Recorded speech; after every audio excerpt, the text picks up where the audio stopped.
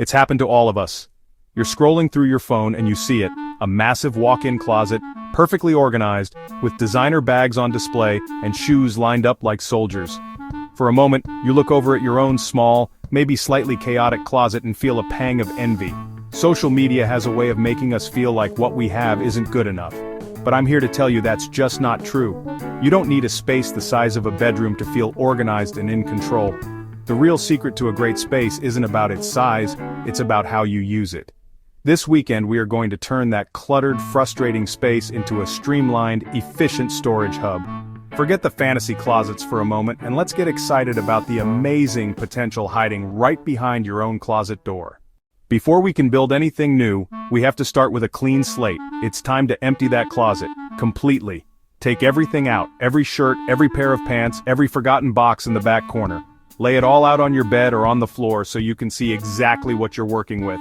This might feel overwhelming at first, but it's a necessary part of the process. Once everything is out, it's time to get strategic. Create 3 piles.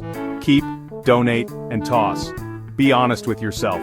If you haven't worn something in over a year, it's probably time to let it go. This decluttering phase isn't just about making space, it's about curating your wardrobe. You're making conscious decisions about what you want to keep in your life, which makes organizing it all later so much easier. Now that your closet is empty and you have a plan, it's time to get precise. Grab your tape measure, because accuracy is your best friend in any building project. We need to measure the interior of your closet carefully. With these key dimensions in hand, you can refine your design. We're going to focus on a simple but highly effective bookshelf-style storage system. This design is easy to build and incredibly versatile. Picture a vertical tower of cubbies sitting on one side of your closet, leaving space on the other side for your hanging rod if you choose to keep it.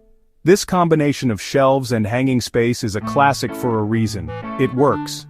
For the vertical shelving unit, a good standard depth is around 12 to 14 inches. A width of 18 to 24 inches usually provides ample storage while leaving enough room for hanging clothes next to it. With your design finalized, it's time to head to the hardware store. The best material for this project is 3/4 inch thick melamine or painted MDF. These materials are affordable, sturdy, and come with a smooth, finished surface. Many home improvement stores offer a cutting service. You can bring them your cut list and they will cut the boards for you. This is a fantastic option that saves time, guarantees accuracy, and means you don't have to deal with sawdust at home. You don't need a professional workshop for this project. The essential tools are a tape measure, a pencil, a level, a drill with a set of bits, and a saw. For cutting the boards, a circular saw with a straight edge guide will give you clean, straight cuts. Now, lay out all your cut pieces. You should have 2 identical vertical sides, a handful of identical horizontal shelves for the cubbies, and 1 long top shelf.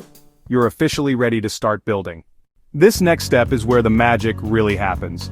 We are going to assemble the main shelving tower inside the closet. Building it in place allows you to custom fit it to the unique quirks of your space. Start by bringing your 2 long vertical side pieces and 1 horizontal shelf piece into the closet. Use your drill to create pilot holes through the side piece and into the edge of the shelf, then secure with wood screws. Now, you'll work your way up, adding the rest of the shelves. Decide on the spacing for your cubbies. 12 inches is a great starting point. Use your level to draw a straight line across, ensuring your next shelf will be perfectly horizontal. Once the main tower is built, it's time to make it permanent and stable. For safety, you must secure the unit to the wall. Locate the wall studs and drill through the back of your shelving unit into the studs in a few places. Your basic structure is now in place, but this is where you can really tailor the project to your specific needs. Maybe you have a large collection of boots that require a taller cubby, or perhaps you prefer smaller cubbies for organizing accessories. Now let's install that long top shelf. It will rest on one side on top of the tower you just built. For the other side, install a support cleat, a strip of wood screwed securely into the wall studs at the exact same height as your tower. Now comes the fun part, putting everything back in an organized way. Use your new cubbies logically. Dedicate specific cubbies to certain categories, one for t-shirts, one for sweaters, another for workout clothes. That long top shelf is prime real estate for items you don't need to access every day.